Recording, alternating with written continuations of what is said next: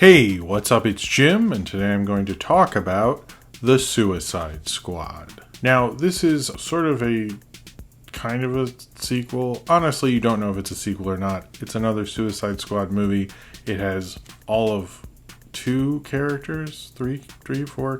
It has a few characters returning. They don't really make any reference to the first film, although they do reference the idea that you know what a Suicide Squad is real quickly, and then just sort of move on. And that's actually a lot of fun as a movie. I think that's a better idea that kind of feels like a random issue of the comic that you're reading. I sort of like it when comic book movies actually feel like comic books sometimes, and not huge event, big blockbuster pictures starring comic book characters, which is often what happens like a lot. And I like that a lot about this film. It felt like a random, violent, crazy DC comic. But as for James Gunn, it's sort of interesting because when he did the first Guardians of the Galaxy, it felt like this fresh, different thing. You know, it felt like how did he get the Guardians of the Galaxy to be this compelling, to be, you know, one of the highest grossing films of the year, to be a film that like everyone loved, that like sung in such a way and was strange and was weird at the same time. And it felt like sort of a revelation. But it's 2021. This is the third time he's sort of done this at this point.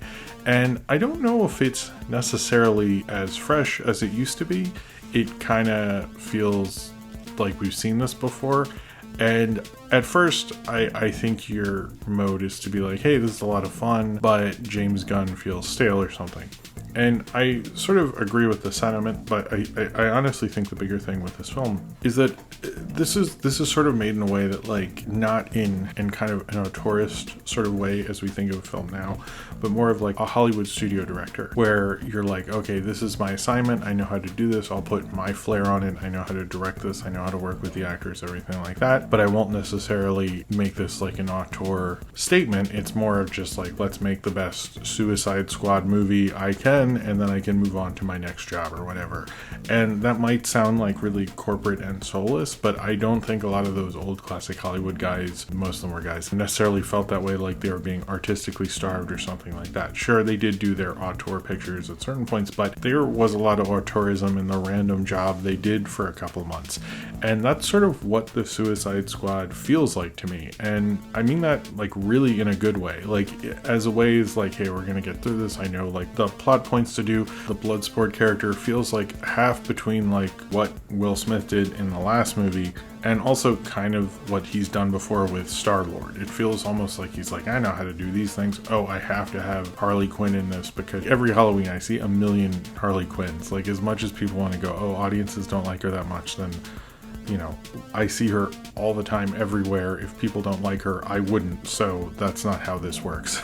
It plays in sort of almost like a Marvel movie. He knows he has to do these certain things. He knows he has to do this and that's his job. But in the Suicide Squad, it feels like he's having fun playing under a different regime, basically. And sure, he's getting away with like his strangeness, but in some ways it doesn't feel as strange as it used to. It feels like something that we're accustomed to from James Gunn. Now, this is basically about, a group of villains put together. They get years knocked off their sentence or other things put together by Amanda Waller, played by Viola Davis. She puts them all together. They go to a city that apparently is I didn't know this, by the way. Apparently, when I looked this up, the city, the island nation they go to, Corta Maltese, is a famous fictional city in DC and was actually mentioned in 1989 Batman, which I'm very curious in what context. I don't want to misspeak because it's been a little bit since I've seen it. So, and apparently it's mentioned in Smallville, Arrow. I did not know that. I think that's actually really cool.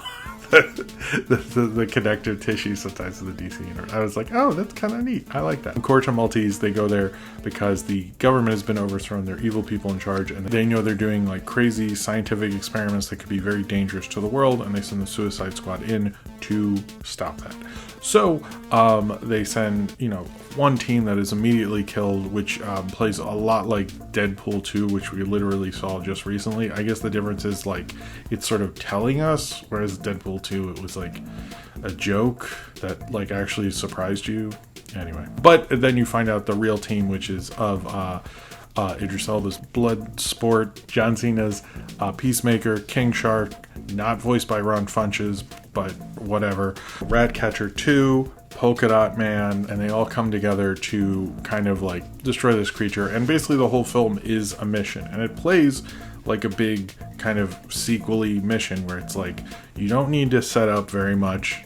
They set up most of the characters during the movie, which I thought was organically done very well. You just have them go on this cool mission and see their cool kind of crazy powers, and it's done in a very sort of James Gunn sort of way. And I don't think this is the best James Gunn I think I've only seen the three big ones, to be honest with you. This Guardians 2 and this one. I like this more than Guardians 2 because I think he works best when he just like he basically he cares about the kind of relationship to the characters and the mission at hand. I think this is a little more about the mission because he doesn't set people up until sort of later a lot of times, and his reasons for doing that feels like he's more about the momentum of the picture or the plot of it rather than like setting up anyone who's not Idris Elba or Harley Quinn, which we already, this is like the third movie we've seen her in, as well as Joel Kinnaman, who he actually uses well. Anyone who is in the movies previously, the David Ayer cut, I think is better here. Viola Davis might have been better in the other Suicide Squad, but Viola Davis is like great in everything, so whatever. She's always gonna be good. I don't know. To me, it's like the directors don't make the difference. Viola Davis makes the difference. So John Cena was really good and really funny. I didn't like him as much as some people. I don't know much about the wrestling stuff, so maybe that relationship's not there. But I do like him as an actor. I think he's better when he's funnier. There's a little irony. I think much like Kurt Russell, if he's self-aware of what he's doing, you can tell, and it's a lot funnier. And what James Gunn does with people like Polka Dot Man, always seeing all the villains as like his mom and stuff, was like very cutesy and funny. And even the King Shark thing felt like him constantly saying like, hey, remember I made Groot and baby Groot and stuff like that. The Groot stuff I think works a little better than King Shark, one because Ron Funches is way better in the Harley Quinn show, and I don't care, like Stallone, I love Stallone, but Ron Funches in the Harley Quinn cartoon is amazing. And like the fact that he thought he could even try to do another King Shark is like, maybe it's a different King Shark.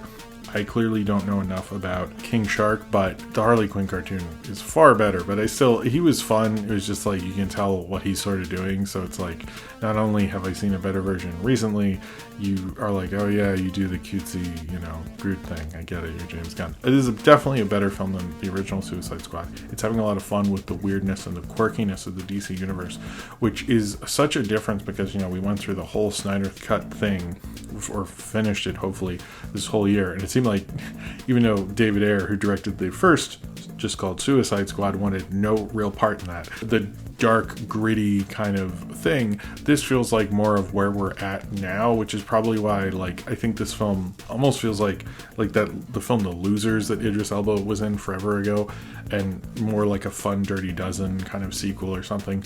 This feels like more of the now where we already have comic book movies, we already have people in bright colored costumes, we don't need to be ashamed of the costumes of superheroes at this point, and this isn't. In fact, it's super not ashamed of the weirdness of the DC universe, which I thought was actually a lot of fun. It's just we're gonna have fun, I'm gonna play in this playbox, and that's sort of what it is. And I think if you look at this film not as James Gunn's big auteur statement or something like that, I think as a kind of one-off experiment movie, it's actually a lot of fun. And I think one of the reasons it's a lot of fun is it doesn't take itself so seriously. When I look at what I like about the DC stuff or the DCEU, other than I think the first Wonder Woman, the rest of them I like the most are the ones that don't take themselves too seriously and have a good amount of heart. Now Aquaman is really ridiculous, so I'll put that in there, as well as Lego Batman, as well as Shazam. Shazam is kind of silly, but still has a lot of heart in it. And I think that's what really works about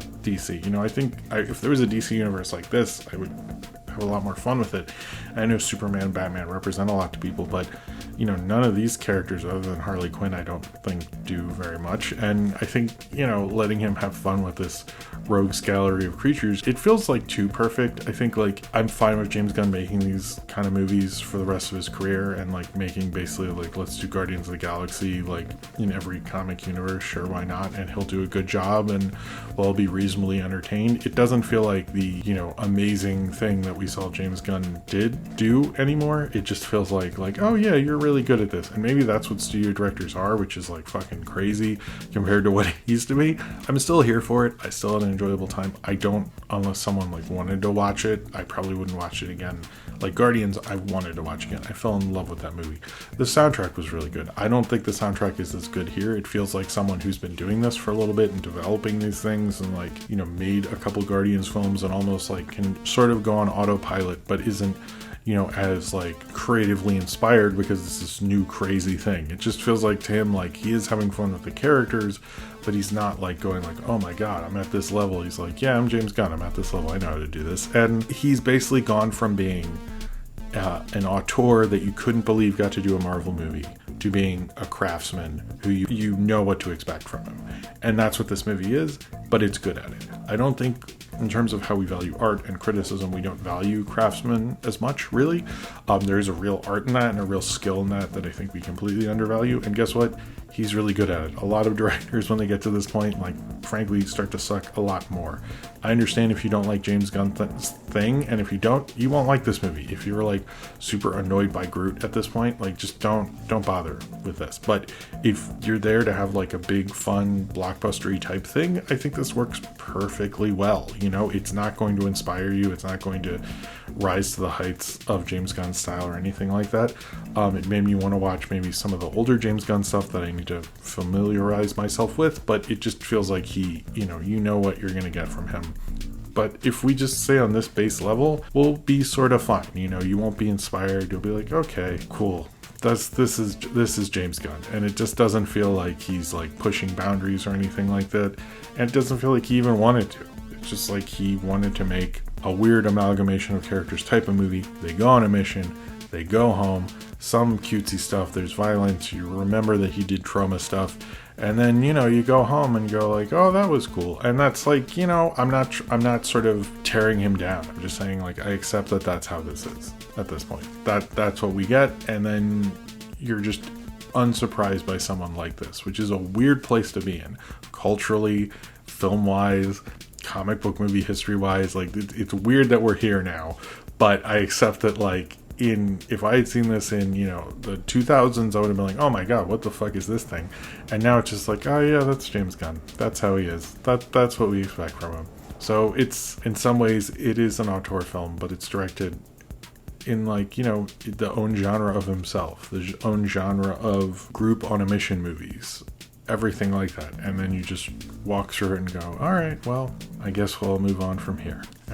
And I think it is a reasonably entertaining film. I hope if James Gunn continues to just do this, that's fine. I sort of feel like he could have been more, but maybe our expectations were too high, and maybe I should just be happy with what I got from the Suicide Squad, and we'll all just be cool with that, and him making quirky characters out of comic book creations that it felt like they would never put in movies when they made the original X-Men because they were too serious. You have someone who loves the quirky, loves the strangeness, and in a sense, we've been doing this long enough that is really just sort of normal at this point, and he almost directs it like he knows it as well, but that's kind of cool in a way that we're there. I don't know, it just doesn't feel inspired anymore. We're just sort of gleefully going through the motions with James Gunn, and maybe that's not so bad at this point. So if you've seen The Suicide Squad and you would like to talk about it, then comment below in the comments and subscribe if you would like to.